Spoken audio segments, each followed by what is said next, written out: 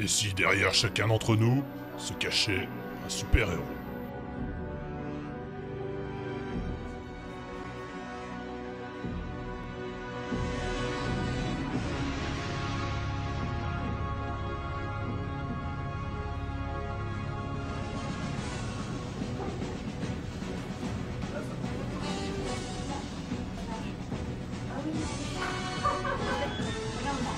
En même temps, il est plus un autiste, je déconne. Batwoman. Emma Frost. Le Joker. Je suis le pingouin. Bonjour, je suis Emma Frost. Bonjour, je suis Supergirl. Bonjour, je suis Double Face. Vous avez du mal à suivre? Tous ces personnages sont tirés de comics, ces bandes dessinées américaines pleines de super-héros costumés. Ces fans lillois sont des cosplayers. Le mot cosplay n'est pas encore dans le petit Robert, mais regroupe déjà une communauté très active en France. On additionne costume et playing, on obtient cosplay, une culture alternative qui consiste à jouer le rôle de personnages tirés de films, mangas ou encore jeux vidéo, en imitant costume et maquillage. C'est une activité du week-end, quoi. C'est un bon délire, c'est sympa. Il y a une petite communauté qui s'articule autour de ça. Et ouais, c'est un petit peu notre façon de nous amuser, de nous faire plaisir et de faire plaisir aux autres, quoi. Voilà, moi je suis éducateur, donc je travaille avec des enfants.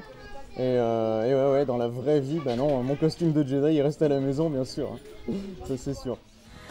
Quand j'étais petit, j'étais un Jedi, tellement nerveux que lorsqu'il pleuvait, souvent je m'électrocutais.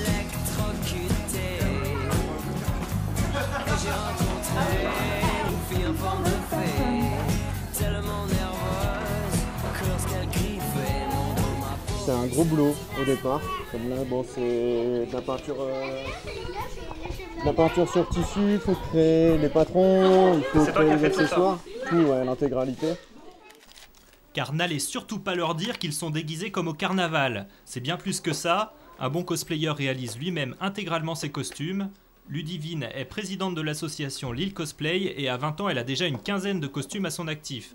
Et toujours de nouveaux projets. Donc là, on va travailler sur Bellatrix Lestrange, l'une des mange-morts de Harry Potter. Donc je vais faire là la jupe, en partant simplement d'un grand rectangle de tissu avec les motifs qui ont été préalablement peints. Et juste avec ça, je vais pouvoir faire une jupe. C'est parti.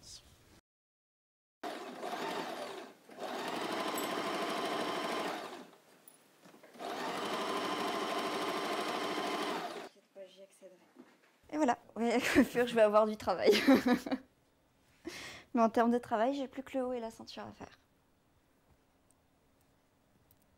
Des costumes réalisés avec un souci extrême du détail, à grand renfort d'accessoires. Le cosplay, c'est une passion qui demande de l'argent et pas mal de temps.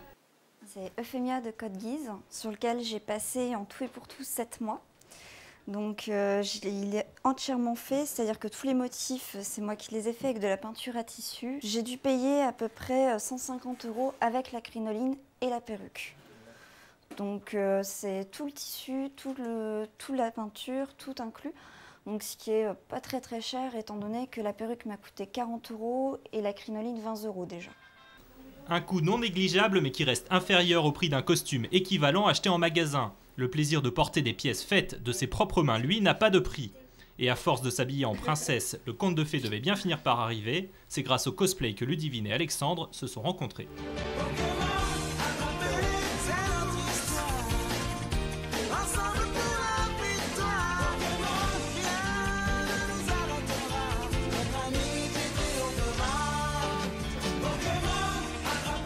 Mais tout n'est pas rose dans le monde du cosplay. Si l'animation pour les enfants a été un véritable succès cet après-midi-là, les réactions face aux costumes ne sont pas toujours positives. Les cosplayers doivent parfois faire face à de la méfiance, des jugements désobligeants, voire des insultes. Les gens ne connaissent pas, donc jugent rapidement. Ils ne voient pas l'aspect réalisation du costume, l'aspect acteur du costume, de prendre la pose pour Supergirl ou autre. Allez, les super-héros avec moi. ils voient tout de suite l'aspect fou, entre guillemets, voilà, travesti. Travesti, enfantin. Voilà, c'est ça. On nage en pleine régression, comme a dit Voilà. un journaliste. On est tous, enfin, je veux dire, très bien intégrés dans la vie sociale. C'est juste une passion comme une autre, quoi. Comme certains feraient du patinage, certains des échecs. On fait du cosplay.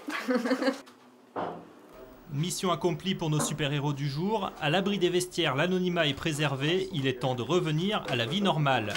Dans quelques minutes, Supergirl et consorts auront disparu, ou presque. Je me maquillerai jamais. Jamais.